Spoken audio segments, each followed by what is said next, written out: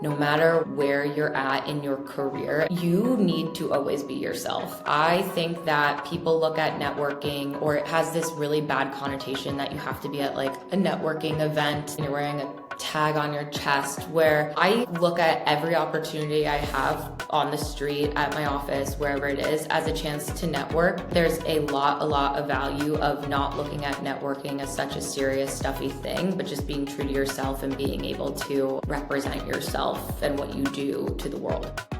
Welcome to Marketing Happy Hour. I'm Cassie, consultant, podcaster, and your host. Every Thursday, you'll hear episodes packed with insights from brand leaders on an array of topics, from crafting effective marketing strategies and hitting career goals to building leadership skills and launching your own business. Inspired by those unfiltered happy hour combos with peers, this show is all about practical, empowering chats to support your professional journey. So grab your favorite drink and let's get to the episode. Kelly Gordon is back with me today from Creative People, one of my ultimate favorite brands. If you follow Marketing Happy Hour or me personally, you've probably seen me post about Creative People once or twice or maybe 3 times before. Kelly, so stoked to have you back on the show. Welcome. Hi, so happy to be here. I feel the same about you, and anytime I get a note or a notification from you, always happy to see your face. Yes, such a big cheerleader of yours. You're amazing. Please follow Kelly. That's like the first plug of this episode. Follow Kelly on LinkedIn, Instagram. Love just watching your life unfold in general. But Kelly, I of course have to ask, and then we're going to dive into this topic just about networking and how do you land positions and the outlook of what kind of the job hunt is looking like right now. But what's been in your glass lately first? I got to know. I'm a big Olay girl, so I get coffee, drip coffee with steamed almond milk. Love it. Just a hug in a glass. But it really is my favorite, and I will never give up coffee. So I love it. No, there's certain things that people are like, you shouldn't be drinking this or doing this, whatever. I'm like, I'm so sorry. Like, I don't care. I don't care what you say. Like, it's not gonna work for me. So yes. Okay, so let's dive in here. Like, of course, I want to know too, what is the latest with you, with Creative People? What have you guys been up to? I mean, obviously, like one of the day-to-day things we were kind of talking about off record is like navigating the changes in the job market, like what's happening for brands and also those looking to find their next position. But yeah, what have you guys been kind of diving into lately?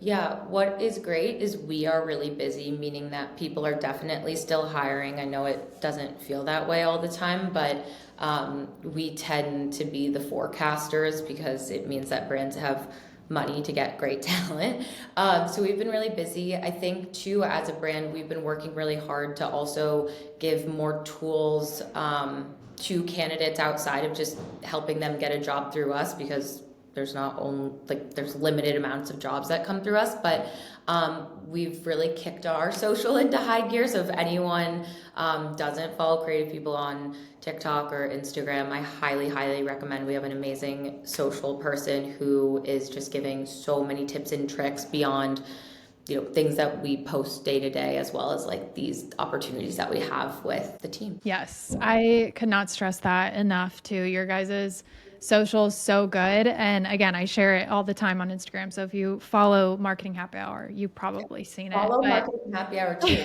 We love that. Thank you. More tips and tricks. Follow all of us. Yes. No gatekeeping. Yes, exactly. No, same for you guys, for sure. So one of the topics today I want to dive into is networking, and talk a lot about that on the show, right? But like, again, your tips are so good, so actionable. So I'm just curious too, like, depending on where someone's at in their job hunt journey, if they're, satisfied with the job that they're at currently and they don't see a different step anywhere near the future, or if they're actively hunting for the next step, like how do you recommend professionals approach networking differently depending on, that season they're in? Okay, I would always say take the call. I always say take the call, because even if it has nothing directly to do with you. One, you should be flattered that people are reaching out. You don't have to take spam calls, but two, you never know where it's going to lead you. You could literally find your next apartment through a networking call, but that is like a crazy case scenario if you live in New York. But I do think that a lot of the times I'll hear my candidates say that they ended up in their current role by taking a call with someone 3 years ago that they hadn't really talked to but kept in touch with, constantly kind of going back and forth with them, and then they came to mind. I just think that there's no harm. You could even set a boundary and say, I have 15 minutes. Like, that's all I have for you for this call if you're not looking. If you are looking, always take the call as well, even if you think it's not necessarily a brand or a job that you're interested in. At the end of the day, you have no idea what will come from it. And things are typically very, very different when you're talking to someone one-on-one. I would also say, no matter where you're at in your career, and this is like if you're younger, if you're older, you need to always be yourself. I think that people look at networking, or it has this really bad connotation that you have to be at like a networking event that's in a weird building and you're wearing a tag on your chest, where I, sadly enough, look at every opportunity I have on the street, at my office, wherever it is, as a chance to network. I love my job, and I don't think everyone loves their job, but the idea is you need to put out into the universe what you do and who you are. And again, even at a party, you don't need to dive super deep into what someone does and make the whole conversation about work. But I've connected people in a room together that are both designers, or one's a creative, or one actually had founded a company and needed advice from someone else. And I just think there's a lot of value of not looking at networking as such a serious, stuffy thing, but just being true to yourself and being able to like represent yourself and what you do to the world. Yeah. And that's why too, I think like I talk to people all the time about like getting to know people on a human level is just like one simple approach that you can take. People, to your point, feel like they have to be this buttoned up, like only showing the professional side of things. Obviously there's boundaries with the personal stuff too when you first get to meet someone as well, but like peel the curtain back, like let people get to know you, find that relatability factor or whatever. And that's so huge for launching that relationship, but also continuing it down the road and just having long-term conversations.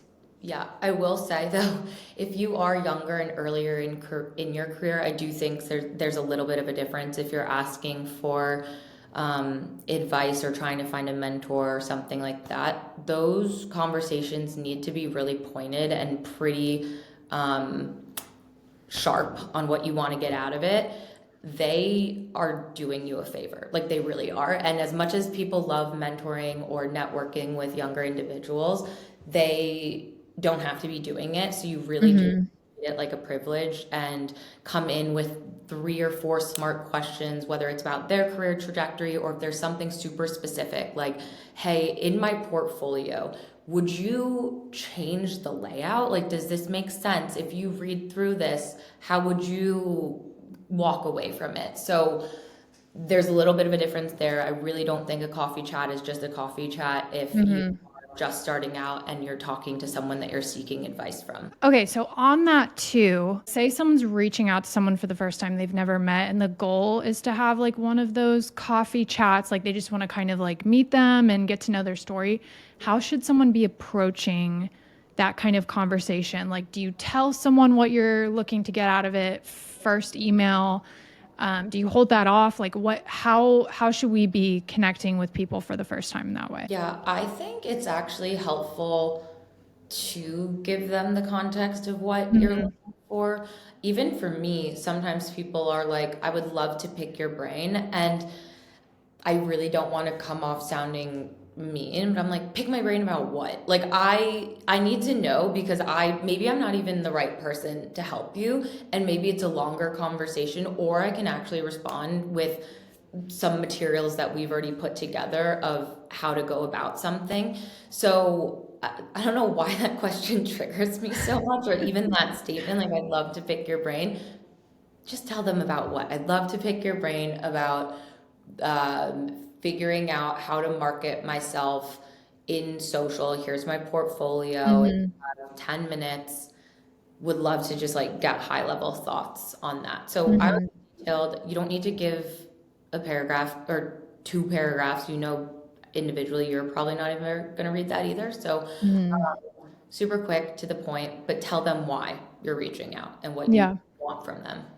Yeah, great advice. I was at a conference last week and one of the speakers, she's like, I know this sounds kind of harsh, but if there's not an agenda or kind of goal of a meeting outlined for you, like feel free to decline the meeting.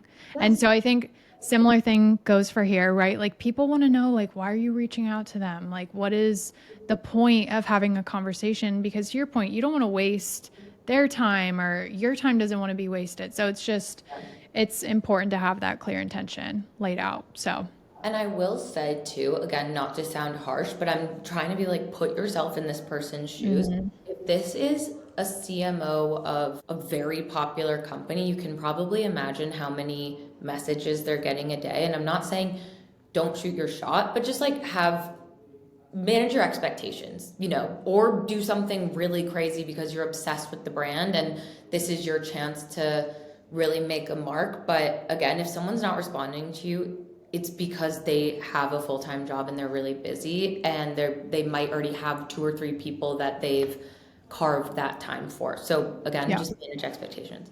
Yeah. So let's talk to networking on LinkedIn. I know like both of our probably favorite social media platform.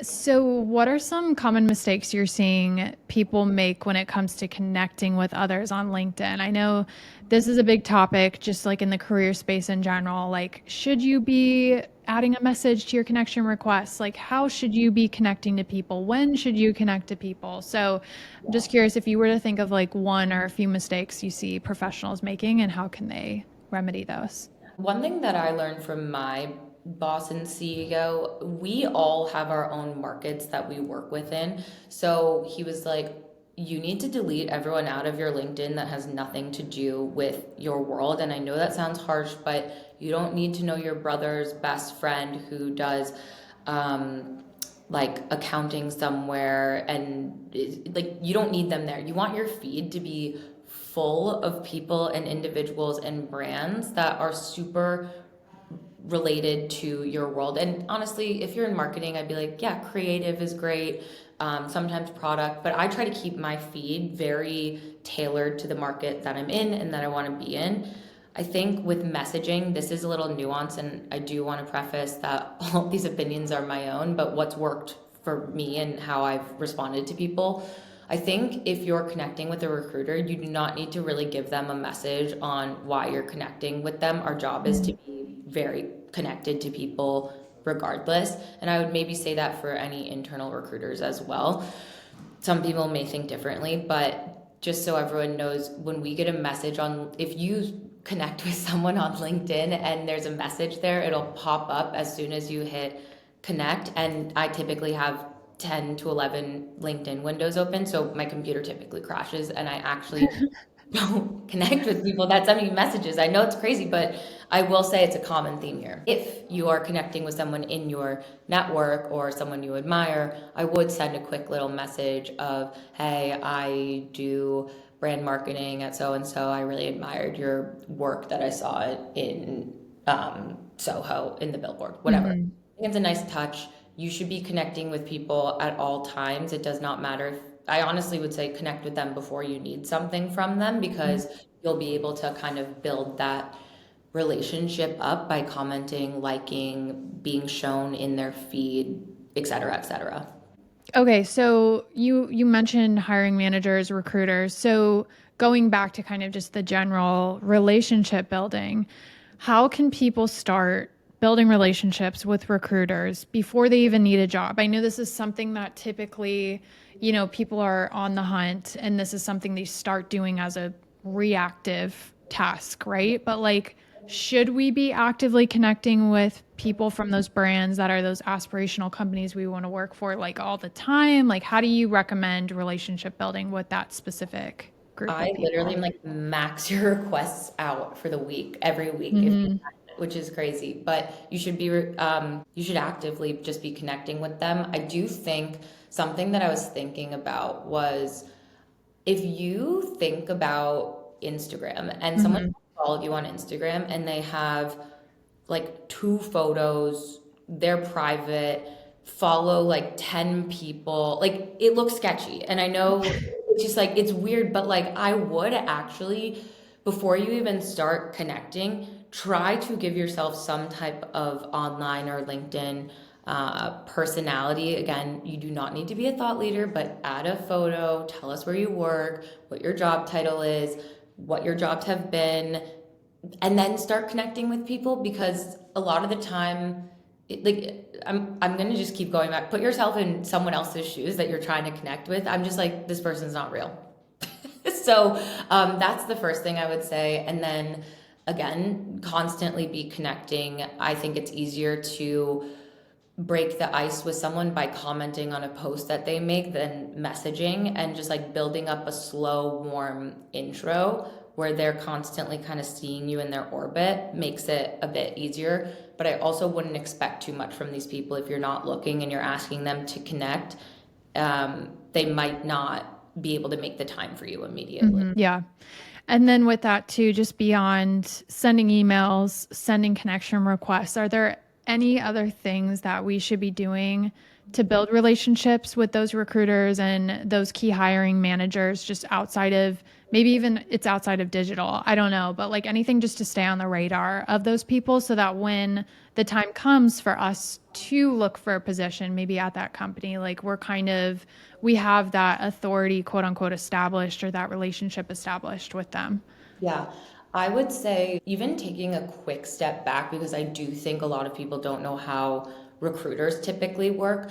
So companies hire us to hire for specific jobs. My job is to constantly be networking and having a pulse on who's who, who's doing what brands are going on. But it's really my schedule's back to back, so it's really hard for us to be making time for people that have nothing to do with the 4 or 5 jobs at hand. So I don't want people to be offended when someone is like, I'm not looking right now but would love to catch up and get on your radar. Instead, what I would say, and what I've been kind of preaching to people or replying back to people, is I unfortunately do not have the time right now to get on a call with you. If you could send me an email with really like the breakdown of what I'd even be asking you on a call, which is one, your LinkedIn, any portfolio, resume is fine. I don't really need that. But then what you're looking for, even things from like titling to scope of role, maybe even relating it a little bit back to 3 things that you've found you've done successfully in your current role, salary requirements, location requirements, as much context as possible. And honestly, that can change, but we get new roles all the time. So if you're emailing me in January and I'm like, oh, okay, like we'll clock it. We put you in our system. We have the info to do it. So that was a little bit roundabout way of saying it, but I would reach out with full context on who you are, what you're looking for, and then if they're not reaching out to you, it's because you're just not relevant for the roles that Sure. they have on hand. Yeah. And to your point too, it sounds like how can you save as much of the recruiter's time in the forefront as possible and answering those anticipated questions before you even get them. Like don't even give the recruiter the chance to say, "Well, tell me who you are." Like literally answer those questions in your initial outreach, and to your point, that helps like kind of set the stage of why you're reaching out or for what roles, etc. And I'll So, put you in the database, but if all I have mhm. is like a resume and I'm like, I don't really know what they've done, what they're looking for, salary requirements, location requirements, that's how I find a lot of people. Like I Yeah. treasure my database. So um, if I don't have that info from you up front, chances are like you're not going to pop up for me. So Yeah. yeah, I totally agree, Cassie. Yeah. So I have to ask kind of on that too. Like there's a lot of people that I know personally currently searching for positions, a lot of jobs out there, but also talent, just like figuring out how do I get in front of the right people? And then when I do get in front of the right people, like what do I provide them? What should my resume look like, etc. So as we're recording this, April 2025, are there any like quick hits? And again, this is your specific opinion. I know recruiters' opinions vary on this stuff, but like resume length, format, should we have a LinkedIn? Like how built out should the LinkedIn be? Like any like quick wins that we should be thinking about when approaching the job hunt? Please use your LinkedIn. I don't think resumes give you enough areas to play with. Mm-hmm. I look at LinkedIn as your personal website Right. for working or networking your career. Resumes are great, but I can download your LinkedIn if you have enough info on the Right. back end. And I would say that something kind of crazy that I know people always are trying to stand out and but like as a recruiter and as we're sourcing people and looking for people or as you pop up in our inbox, you need to be using normal titles. Like I do not know, like I want you to say you're a brand marketing manager if you're a brand Sure. marketing manager versus like making up this like crazy cultural. I'm like, is that a real role or what is that? Like you should be very clear on what it Mm-hmm. is you do day to day versus like trying to get creative there. But I would say LinkedIn is your best friend. I know people are really stuck up on these like the bots with the resumes.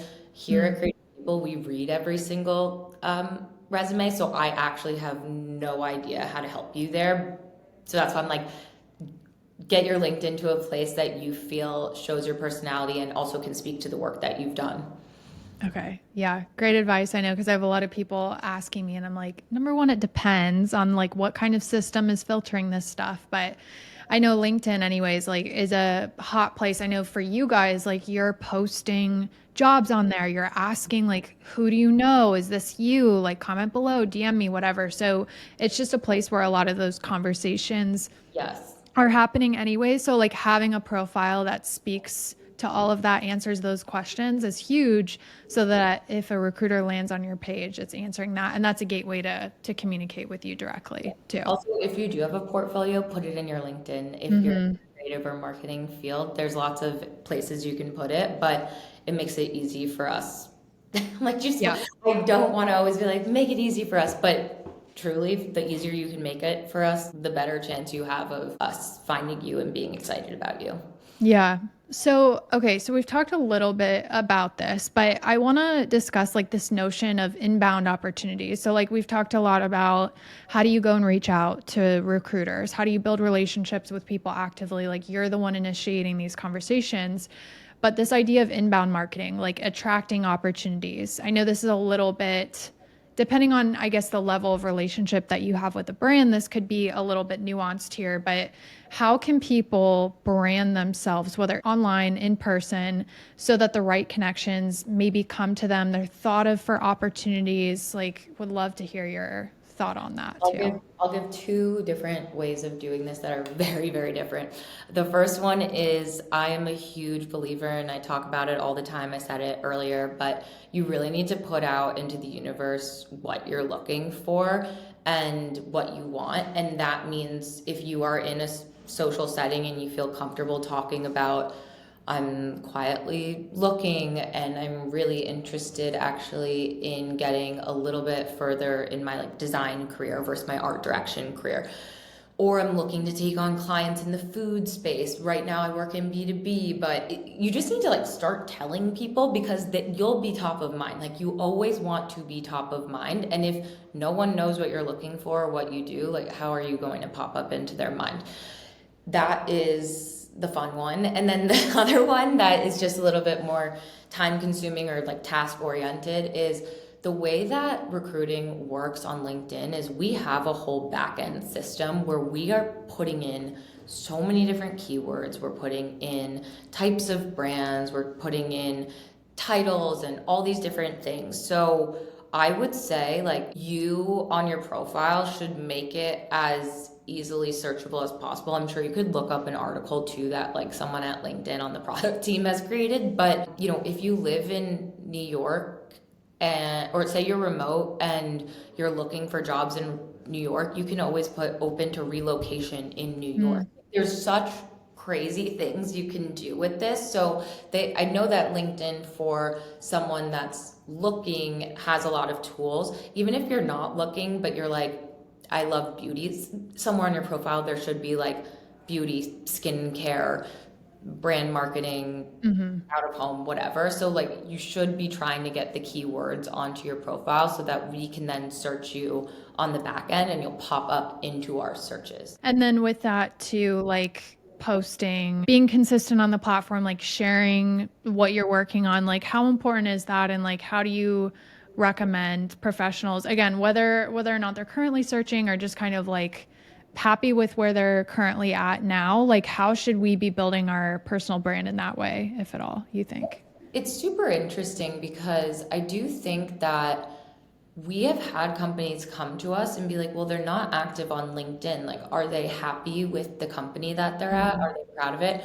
I think that's a little bit unfair because we Yeah. all do not need to love our jobs. But, people are actually starting to look at your presence on LinkedIn and how you interact with your personal work as well as what's out there in the world. I also think internally it's a really good tool. People in your network or they could be adjacent to you, don't even know you, but they're starting to see you pop up on LinkedIn. Mhm. It just like gives you more visibility into your own company. Like we all do work, a lot of people work at smaller companies, but say you work at a large organization, you'll make yourself more known within that organization. So I would say, again, you don't even need to be posting thought leadership. I always am talking about that. You could talk about how, I mean, I post memes on mine, which is, I Yeah. just use it like I would myself as a human, and I wouldn't ever want to be posting thought leadership because that's not how I roll. So you just stay authentic to yourself and you kind of post what you know. And maybe all you know is that you liked a TikTok that came out over the weekend about a White Lotus scene. Yep, love it. Yeah, that's great. I mean, that's such a good reminder too, because like ultimately, you don't want someone to come to meet you too and be like, this is not the person that I read the 5 posts on. Like, you are a very different person. Like, that's not a good look either. Like, we're all about transparency and trust building and everything. So, yeah, to your point, like, there's not really, I don't think, like a perfect blueprint for posting on LinkedIn anymore. Like, do your thing. The people who are standing out are posting like very off the wall, like Yeah, unique to them stuff. So, exactly. yeah, Exactly. great advice. So there's a lot of people right now also asking themselves, like, why did this person land this role or why did they land an interview? And like, I can't even get a single interview. I've submitted so many resumes to all these different companies. Like, what do you think is the differentiator with these people successfully landing opportunities right now today in this current job climate? I think there is a lot of being able to sell yourself, and there's lots of different ways that you can sell yourself. You do not need to. I can't even hardly talk about myself. This is a new thing for me. And so I think where that came from is like, fake it till you make it. Have a little bit of confidence in who you are as an individual and not just like what your work is, but being able to speak about yourself in a clear, succinct way. Being able to portray your work in a way that people can understand it, aka having a great portfolio or a Canva or even a resume for that. Numbers always speak volumes, but I do think that we talk about selling yourself all the time, but there's many different ways that you can do that. That's not necessarily like putting your sales hat on and, feeling goofy about it. Yeah.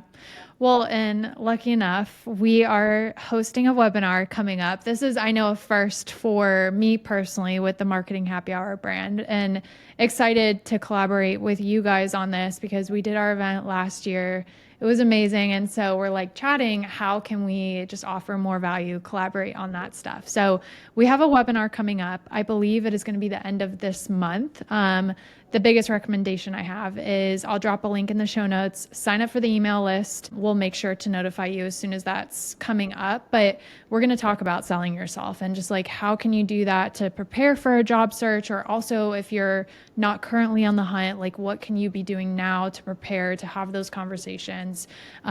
Writing your elevator pitch, like what does that look like when you go to first meet someone for the first time? How do you talk about yourself? So I'm looking forward to it. I know we're going to dive into some different things. Like, I guess for you too, I would love to know, like, as a teaser, is there anything else just around selling yourself that you're excited to touch on, or things that you like to pass along to people when you have conversations on that topic? I like to talk about confidence. It's so hard to get there, but the faking it till you make it is a big one, as well as showing drive and passion. Hmm. Being passionate and like charismatic about anything usually attracts people. So, just ways that you can do that without coming off like overly eager, but just showing that you care. Yep. Yeah. I'm excited. I got a note too. It's going to be live. So you'll have the chance to, meet Kelly, like ask questions and everything, not to put Kelly on the I'll spot, take but my makeup, guys. we'll do, we'll Optimal. do all the things. I'm excited. It's going to be great. I mean, you were amazing at the panel we did last year, like such good questions from the audience. I'm sure that's always fun too, just to see like how people are thinking about a specific topic, like what they're asking, what's on their mind. So And I'm when looking forward to it. that's not fun, but Yeah. happens. And I'll get back to you. Yes, exactly. Exactly. Well, Kelly, as always, this has been great. Thank you so much for passing on your networking and all the tips today. Excited for that webinar and excited for future conversations. But I have to ask, we've like teased your LinkedIn and all of your channels as well as Creative People, but where specifically can we find you and then the company online? Yeah, connect with me at on LinkedIn, Kelly Gordon. It'll be under the Creative People umbrella, and everyone on our team has a specific market that they recruit within. So I highly suggest kind of poking through the Creative People page to see which recruiters would be correct for you. We also have a freelance team, so for freelancers, full time, etc., like connect with as many people on the team as possible. But then if you're reaching out, as I mentioned before, make sure it's relevant to that specific recruiter. Yeah. We'll know if you stayed to the end of this episode if you do that correctly. That's your quiz for this episode. Kelly, thank you so much as always. Again, stay tuned for that webinar. We'll have the link below. We'll share on our socials like when that's officially going live and going out. But thanks again. Really appreciate it. So great seeing you, Cassie. Bye. Thank you so much for tuning in to this week's episode. If you enjoyed this conversation, I would love your feedback. And if you're ready to take things to the next level, sign up for my weekly newsletter in the show notes. You'll get weekly career and marketing insights straight to your inbox. And if you have an idea for a future Marketing Happy Hour episode, shoot me an email. hello@marketinghappyhr.com. Thank you again, and I'll see you next Thursday.